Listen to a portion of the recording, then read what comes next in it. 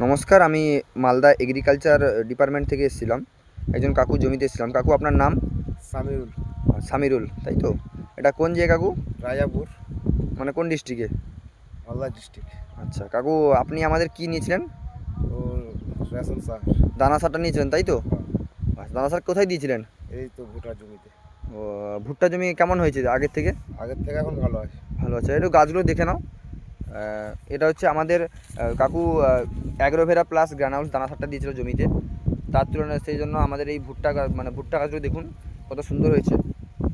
তো কাকু, আপনি আমাদের দানা সার দিয়েছিলেন, তাই তো? হ্যাঁ, আচ্ছা কাকু, আপনি অন্যান্য চাষিকে আমাদের এই সারের ব্যাপারে কি বলবেন? বলবো ভালো। ব্যবহার করতে বলবেন, তাই তো? হ্যাঁ, তাই। তো দেখে নেব এর পাশের একটা জমিতে আমাদের সার ব্যবহার করেনি, সেই জমির অবস্থাটা কেমন দেখে নিই। দেখুন, এর ঠিক পাশের জমি, কাকুর জমির পাশের জমিটা দেখো কেমন, গাছগুলো কেমন হয়ে আছে।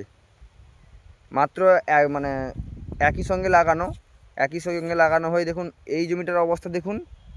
আর কাকুর এই জমিটার অবস্থা দেখুন কেমন ভুট্টাগুলো হয়ে আছে। বুঝতেই পারছো তোমরা যে আমাদের প্রোডাক্টের কেমন কাজ হয়েছে। কাকু ভালো করে দিয়েছিল, তার জন্য কাকু ভালো রেজাল্ট পেয়েছে। তো কাকু, রেজাল্ট পেয়ে খুশি তো কাকু? হ্যাঁ, খুশি। রেজাল্ট পেয়েছি তো খুশি তো হবই। অবশ্যই কাকু।